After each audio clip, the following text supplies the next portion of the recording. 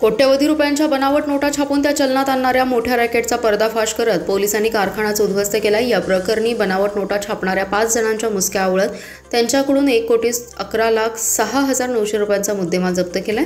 विशेष म्हणजे अटकेतील एक जण कोल्हापूर पोलीस दलातील परिवहन विभागात कार्यरत असणाऱ्या हेड कॉन्स्टेबलचा देखील सहभाग असल्याचे निष्पन्न झाले।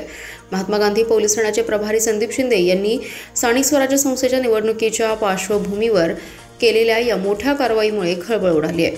राहुल राजाराम जाधव, हेड कॉन्स्टेबल इब्राम आदम इनामदार, नरेंद्र जगन्नाथ शिंदे आणि सिद्धेश जगदीश म्हात्रे अशी अटक केलेल्यांची नावे आहेत।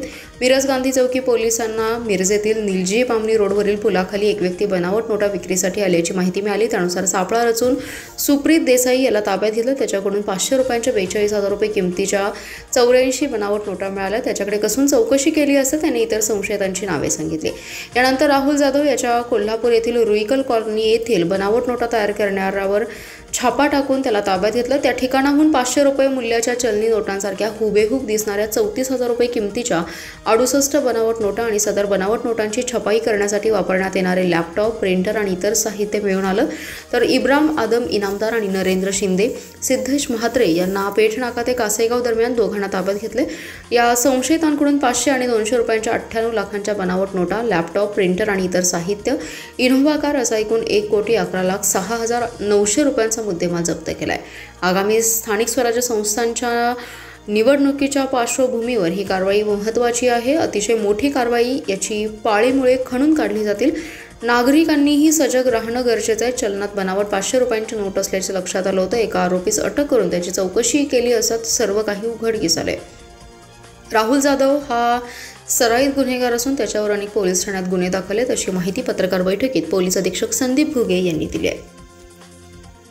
या ठिकाणी सांगली जिल्हा पोलीसकडून बनावट नोटांच्या बाबतीत एक मोठी कारवाई करण्यात आलेली आहे, ज्यामध्ये महात्मा गांधी चौक पोलीस स्टेशन या ठिकाणी गुन्हा नंबर 256/25 जो कलम 178, 179, 180 आणि 181 भारतीय न्याय संहिता या अंतर्गत दाखल केलेला आहे, ज्यामध्ये एकूण 99,09,300 रुपयाच्या 500 व 200 रुपये दराच्या बनावट नोटा हस्तगत करण्यात आलेल्या आहेत। त्याचबरोबर इतरही काही साहित्य, ज्याच्यामध्ये नोटा बनवण्याचं जे साहित्य आहे आणि या नोटा वाहतुकीसाठी एक विना नंबर प्लेटची इनोव्हा गाडी जप्त करण्यात आलेली आहे, जो मिळून एकूण 1,11,09,000 इतका मुद्देमाल सांगली जिल्हा पोलिसांना जप्त केलेला आहे। याकरिता जे आरोपी यामध्ये सामील आहेत 5 आरोपींना या ठिकाणी अटक पण करण्यात आलेली आहे आणि या सर्व आरोपींना मान्य न्यायालयासमोर हजर केलं असता मान्य न्यायालयाने त्यांना पोलीस कस्टडी दिलेली आहे। यामध्ये अधिकचा तपास पोलिसांकडून करण्यात येत आहे। यामध्ये कदाचित बाहेरचं काही रॅकेटही सामील असण्याची शक्यता आहे। तो पूर्ण तपासांती या गोष्टी आमच्या समोर येतील। याकरिता पोलीस स्टेशनच्या टीमनं अतिशय प्रभावीपणे ही कामगिरी केलेली आहे, याचा उपयोग आम्हाला आगामी निवडणुका ज्या होऊ घातलेल्या आहेत स्थानिक स्वराज्य संस्थांच्या, त्याकरिता पण एक चांगली प्रभावी कारवाई याला म्हणता येईल। माझं आपल्या माध्यमातून सर्व नागरिकांना पण हे आव्हान असेल, आपल्याही निदर्शनास अशा काही चुकीच्या गोष्टी येत असतील तर त्याची माहिती आपण पोलीस दलापर्यंत द्या।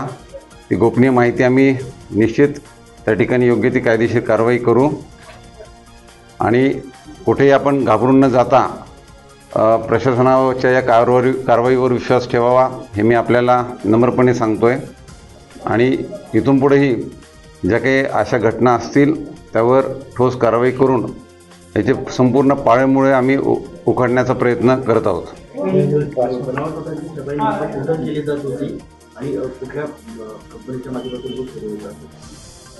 आता सध्या या गुन्ह्यामध्ये जे आरोपी 5 अटक केलेले आहेत त्यामध्ये 4 आरोपी ही कोल्हापूर जिल्ह्यातील आहेत, एक आरोपी हा मुंबईमधून आम्ही पकडलेला आहे। तर पुढं आम्ही आणखीन तपासामध्ये कोण याच्यामध्ये सामील आहे ते सुद्धा आम्ही बघत आहोत।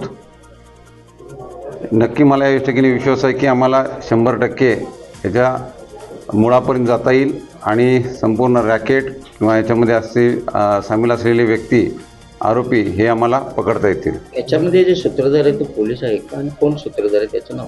आता सध्या तरी प्राथमिक जी माहिती आमच्यासमोर येते त्यानुसार काही खाजगी व्यक्ती याच्यामध्ये सामील होत्या, त्यांच्या विरुद्धचं काही जुनं रेकॉर्ड आहे का हे सुद्धा आम्ही चेक करतो आहे आणि कुठं ते सरकारी विभागात कामाला आहेत का हे सुद्धा आम्ही त्या ठिकाणी खात्री करून घेतो आहे.